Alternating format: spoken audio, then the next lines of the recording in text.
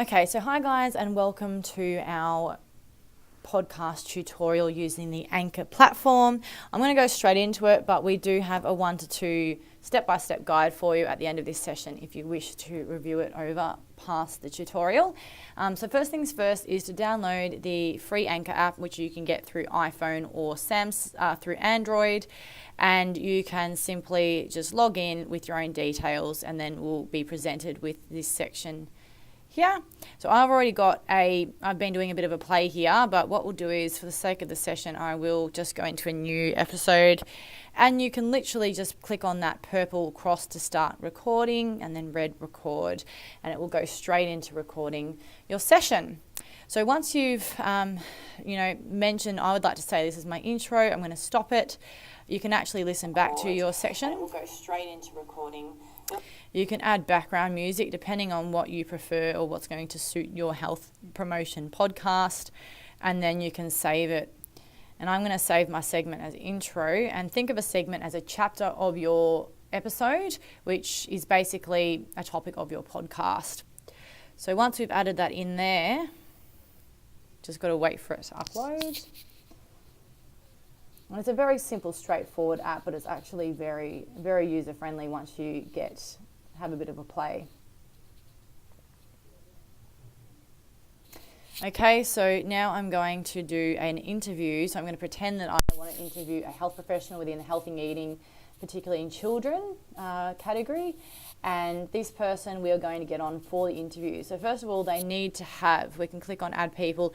They need to have the Anchor app in order to join. And if they don't, you can invite friends to join through your contact list or wherever it may be. Once they have joined, they will pop up here, and then you can click next to then add them to the live recording. So it's a perfect in a health promotion context to be able to do that. So let's just do an example. I'm just doing my interview here. I'm going to save my segment as interview. And then we can see that it is now uploading after my intro section. And then we can also, while that's loading, we can go into interludes. These are little sound snippets. So for example,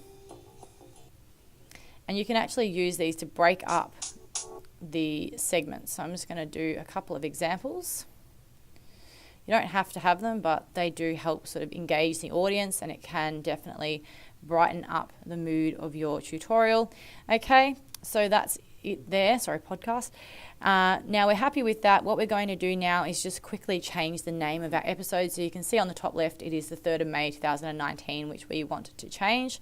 So we go details, and then we can go into the 3 dots at the top right, rename.